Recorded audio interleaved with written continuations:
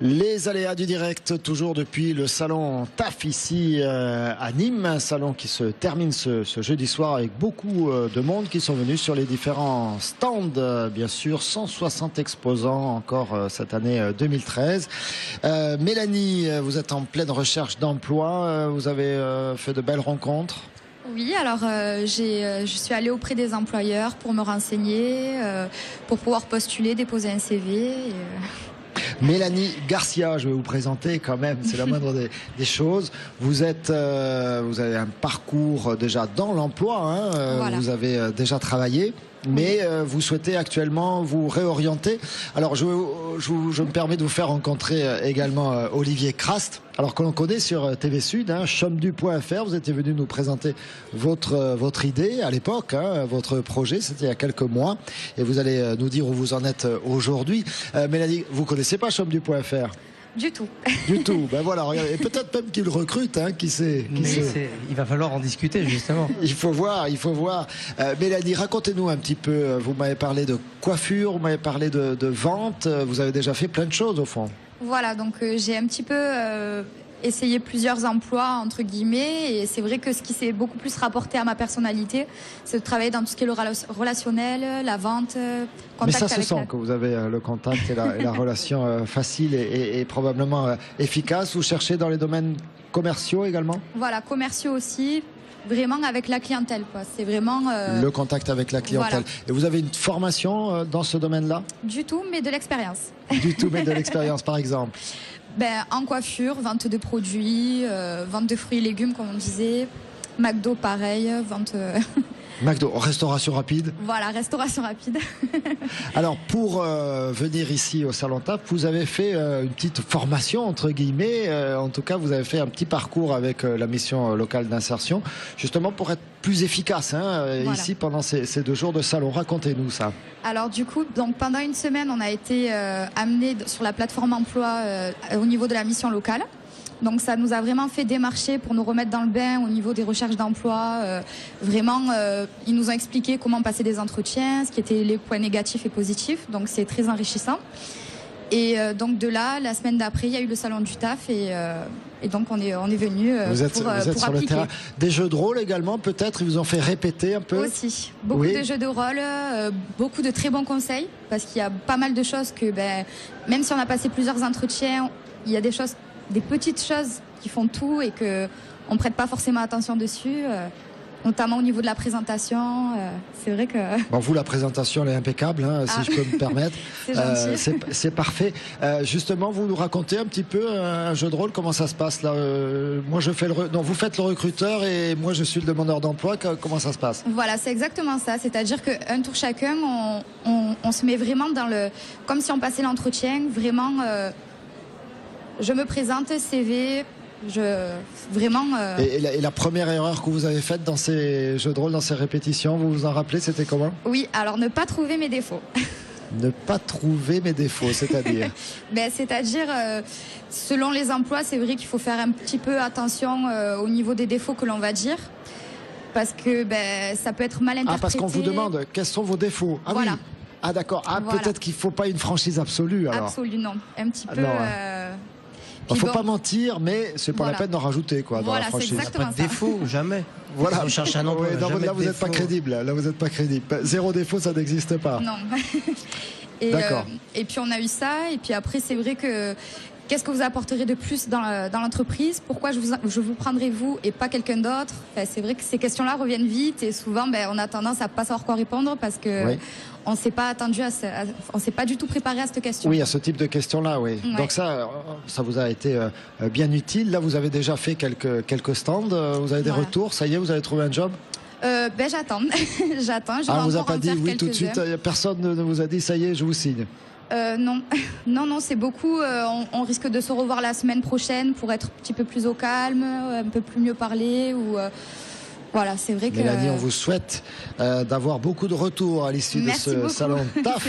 Alors, peut-être vous pouvez faire un entretien supplémentaire, un dernier, avec Olivier Crast qui a créé il y a quelques mois chomdu.fr. Vous nous rappelez le projet, en quoi ça consiste?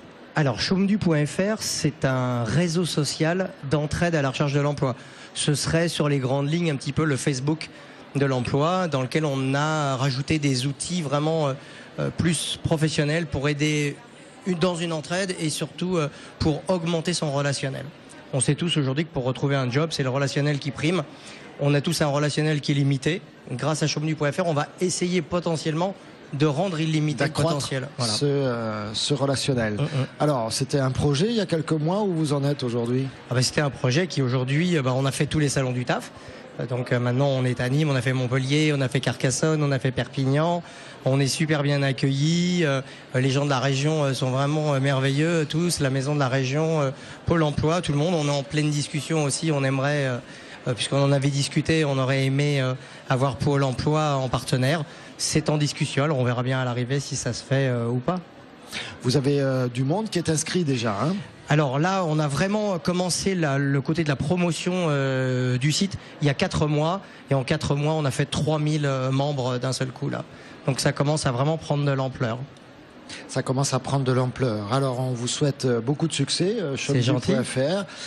Peut-être Mélanie, vous pouvez vous inscrire à chômedu.fr. Aussi. Voir, alors justement, parce que nous en plus, je cherche des commerciaux parce que je vais monter en direct sur TV Sud. Je vais monter une équipe commerciale ça y est, une offre, au sein de chômedu.fr. C'est signé, le contrat. Donc on va en discuter. Le CV est sur la table, regardez. Mais là, il y a trop de monde qui nous regarde. Olivier, faut signer. C'est mon challenge. C'est mon challenge personnel. Il faut que je fasse signer un CDI en direct sur TV Sud avant la fin de l'émission. Écoutez, je suis sûr qu'il y a des tas de gens qui vont vouloir, Pierre-Paul, vous aider dans cette direction. Il a failli lâcher l'affaire. Merci beaucoup, Olivier. C'est nous qui vous remercions vraiment. On va enchaîner tout de suite avec 2 nouveaux invités. Il s'agit rien moins que de l'adjudant-chef Bonafos qui nous rejoint, qui va prendre votre place ici. Et puis nous avons également avec nous une autre chercheuse d'emploi. Il s'agit d'Aïda Taïbi. Et là encore, on va tenter notre chance, on va essayer peut-être de faire la relation. Merci d'être avec nous tous les deux. Merci à vous de nous accueillir. Aïda Taïbi, ça vous intéresserait les métiers militaires? Oui, je suis déjà allée voir et tout ça. C'est le truc bien puisqu'elle est déjà passée me voir. Elle est déjà passée vous voir. Qu'est-ce que vous en pensez? Elle était partie sur un cursus d'engagement, mais au vu de son profil, elle est plus orientée sur un personnel civil de la défense. Donc en tant qu'agent de l'État, un ministère de la Défense. D'accord, et donc là il y a des possibilités, il y a énormément de possibilités par des concours, catégorie A, catégorie B, catégorie C. Donc là, vu son diplôme, en catégorie C pour pouvoir postuler et servir dans un régiment en France ou voire même à l'étranger. Eh bien, écoutez, Aïda, c'est plutôt une bonne nouvelle. Ça. Alors justement, dites-nous un petit peu plus, vous, sur votre parcours personnel. Vous êtes à quel niveau de formation et vous cherchez dans quel secteur? Alors, on a compris, puis le militaire, pourquoi pas? Moi, j'ai un diplôme agent polyvalent de restauration. Oui. Je les ai eus en juin et je recherche tout le temps dans la restauration. Et dans la restauration, on peut trouver du travail dans l'armée? Tout à fait, en restauration collective, donc agent de service en restauration collective. Donc soit comme serveur dans un cercle, soit en tant que cuisinier ou service en restauration tout simplement. Et vous seriez prête à partir à l'étranger sur des missions, Aïda? Oui. Vous êtes mobile? Oui. Prête à être mobile. Vous avez rencontré beaucoup de jeunes comme ça, justement, à la fois volontaires et prêts au départ, si nécessaire. Oui, aujourd'hui, premier jour du taf, énormément déjà de candidats qui sont venus, potentiels à revenir nous voir incessamment sous peu, c'est-à-dire la semaine prochaine. On a déjà vu ce matin environ une 50aine de candidats, il y en a au moins une 30aine qui sont sûrs de revenir nous voir. Alors on parle beaucoup, on entend dans l'actualité des économies au plus haut niveau de l'État, y compris peut-être sur le budget militaire. Il n'empêche qu'il y a besoin de renouveler en permanence le personnel militaire et donc vous recrutez. Oui, effectivement. Bon, on est quand même la plus grosse entreprise de France actuellement. Donc 10 000 candidats, 2013-2015, nouvelle campagne de publicité qui est ressortie. Certes, on était à 12 000, on descend à 10 000, donc baisse d'effectifs. Mais quand même, 10 000 candidats, c'est énorme. Donc toutes les catégories. Oui, ça fait donc, beaucoup de monde. Hein. Ça fait envie ces métiers-là. C'est quoi? C'est le prestige de l'uniforme aussi, Aïda? Oui, j'ai aimé parce que le jour que j'ai fait partie de la journée d'appel, j'avais fait pour faire armée de terre et du coup j'ai pas eu de réponse. Il fallait que je m'inscrive sur l'internet et tout ça, mais j'ai pas pu le faire. Parce que j'avais perdu le site et grâce à lui, il m'a donné le site qui... D'accord, écoutez, peut-être là, vous aurez plus de chance. Adjudant-chef, profitons, vous êtes avec nous. Beaucoup de métiers dans l'armée, beaucoup de métiers possibles. Là, vous l'avez dit dans la cuisine, dans les cuisines. Alors, armée, on pense militaire, sur le terrain. On pense à ce qui se passe au Mali en ce moment, par exemple, ou encore en Afghanistan, il n'y a pas tellement longtemps. Mais c'est pas que ça, les métiers de l'armée. Tout à fait. Notre cœur de métier, c'est vraiment d'être soldat. Donc ça, c'est la force de notre métier. Mais à côté, on a tous une spécialité bien particulière, des transmetteurs, des cuisiniers, des mécaniciens, des électrotechniciens, du dépanneur. Tous les métiers du secteur civil sont représentés dans notre métier même, qui est l'armée, donc 400 métiers. Avec tous les niveaux de formation également. Avec tous les niveaux de formation déjà acquises ou formations qui seront acquises en étant dans le milieu par des formations internes et ainsi de suite. Vous en êtes à combien d'années d'engagement ? J'en suis à 23 ans de service. Oui. J'ai ma 3e année de présence au centre de recrutement des forces armées ici à Nîmes. Donc, et avant, vous étiez où ? Donc j'ai fait un passage en école nationale des sous-officiers d'active en tant que transmetteur. J'ai été affecté dans l'Est pendant plus de 12 ans. Je suis redescendu sur Grenoble et ensuite je suis revenu ici sur Nîmes. Transmetteur, c'est ce que j'ai fait moi aussi à l'armée il y a quelques années. Mais avant vous, moi c'était un petit peu plus longtemps. Adjudant-chef, vous recommanderiez ce job, ce parcours à des jeunes aujourd'hui ? Ah, tout à fait. Si je suis ici, c'est surtout pour parler de mon expérience professionnelle avec les jeunes et moins jeunes, puisque le recrutement 17 ans et demi, 29 ans, on touche quand même une grosse partie de la population. Et faire profiter de mon expérience passée et qui reste encore quelques années, c'est un bien fondé pour justement tous ces jeunes qui veulent venir nous rejoindre. Ouais. Ces décorations, vous les avez obtenues sur quel théâtre ? Ça, c'est des décorations que j'ai sur plusieurs théâtres dans le monde entier, puisque j'ai fait énormément de missions à l'étranger, donc voilà.